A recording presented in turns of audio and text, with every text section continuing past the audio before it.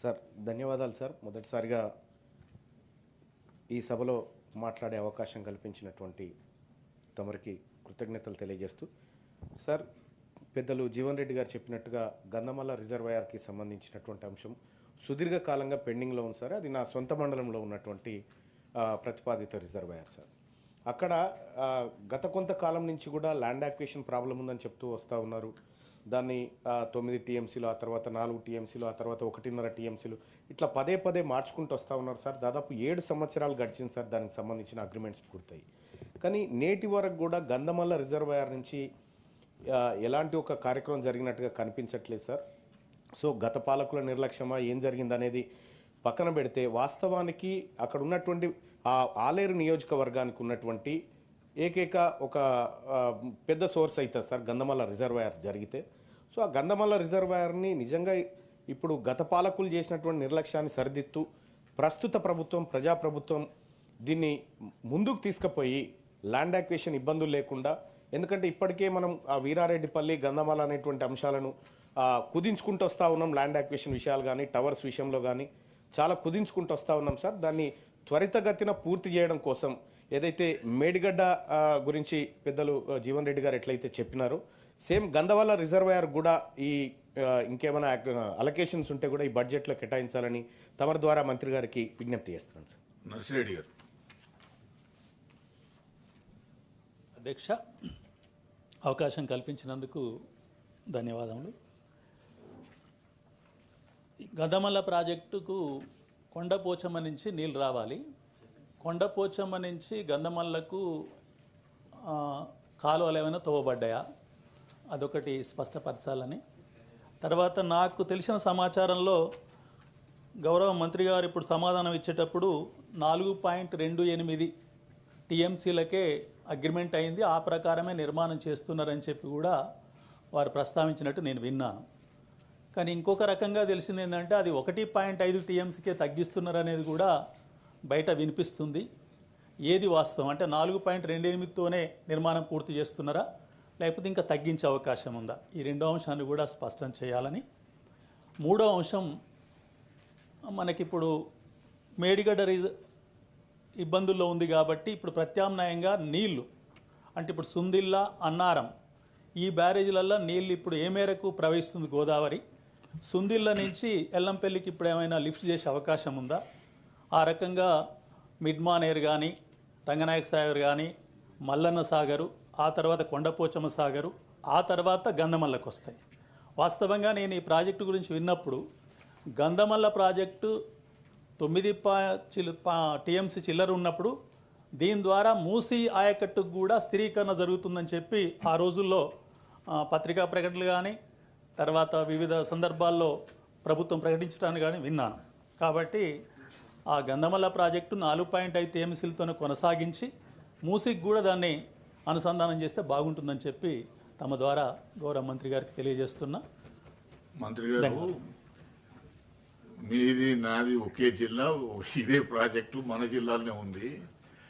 అయితే వాస్తవంగా ఏంటంటే నాకున్న సమాచారం, ఇది కాళేశ్వరంతో లింక్ చేయబడ్డటువంటి ప్రాజెక్ట్ అయినప్పటికీ గంధమల్లకు నేచురల్ సోర్సే ఉంది.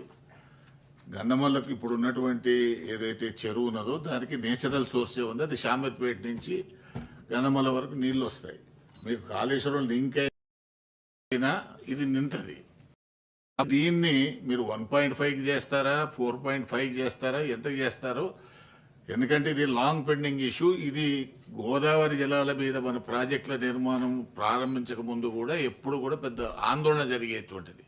గంధమల్ల ప్రాజెక్ట్ అనేటువంటిది ఒక కీ ప్రాజెక్టుగా ఇటు భువనగిరి కానీ అటు ఆలేరు ప్రాంతాల్లో ఉన్నటువంటిది. కాబట్టి దీన్ని మీరు ఏం చేస్తారు, ఎప్పుడు ప్రారంభిస్తారు అనేటువంటిది కొద్దిగా క్లారిటీగా, ఎందుకంటే మీ జవాబులో ల్యాండ్ ఎక్విజిషన్ R&R పూర్తయిన తర్వాత ప్రారంభిస్తామని ఉంది మీ జవాబులో. కానీ అది ఎప్పుడు పూర్తి చేస్తారు, ఎప్పుడైంది అనేటువంటి దానికి సమాధానం లేదు. దయచేసి మీరు ఆ సమాధానం మీరు పూర్తి చేస్తారా, టేకప్ చేస్తారా, చెయ్యరా, అది ఏందనేటువంటిది నేను ఈ స్థానంలో కూర్చొని ప్రశ్న వేరాదు కాబట్టి మిమ్మల్ని సలహా ఇస్తున్నా చెప్పవాలి. చైర్మన్ గారికి, సభ్యులకు కూడా మీరు ఇచ్చిన సూచనలు, సలహాలు గవర్నమెంట్ పాజిటివ్గా కన్స్ట్రక్టివ్గా స్వీకరిస్తూ గంధమల్ల రిజర్వాయర్పై ఇప్పటి వరకు ₹1 వరకు కూడా జరగని విషయం అందరికీ తెలిసింది. గతంలో అక్కడ ల్యాండ్ అక్విజిషన్కి చాలా రెసిస్టెన్స్ ఉండి పనులు పూర్తిగా అసలు మొదలనే పెట్టలేదు. అయితే తప్పనిసరిగా ఈ సభ ద్వారా తెలంగాణ ప్రజానీకానికి ఏం తెలియస్తుంటే ఆ ల్యాండ్ అక్విజిషన్ విషయంలో కొంత స్టడీ చేస్తున్నాము. తప్పనిసరిగా ల్యాండ్ అక్విజిషన్లో ఆ విలేజర్స్ కోఆపరేట్ చేస్తే మేము పనులు ఇమ్మీడియట్గా మొదలు పెడతాం. అట్ ద మినిమం 1.5 TMC రిజర్వాయర్కి అయితే ఇమ్మీడియట్గా పనులు మొదలుపెట్టడానికి ప్రభుత్వం సిద్ధంగా ఉంది. అయితే 4.28 TMC కెపాసిటీతో మొదలు పెట్టాలన్నా గంధమల్ల విలేజ్ మునిగిపోతుంది కాబట్టి వాళ్ళు చాలా సీరియస్గా చాలా అగ్రెసివ్గా అపోజ్ చేస్తున్నారు. అక్కడ ల్యాండ్ ఎక్విజిషన్ విషయం ఎగ్జామిన్ చేసి మరి 4.28 TMCయా 1.5 TMCయా కెపాసిటీ ఏదో ఒకటి నిర్ణయం చేసి ప్రభుత్వం 2-3 నెలల్లో ఈ పనులు ప్రారంభిస్తామని చెప్పి నేను మీ అందరికీ అష్యూరెన్స్ ఇస్తున్నాను.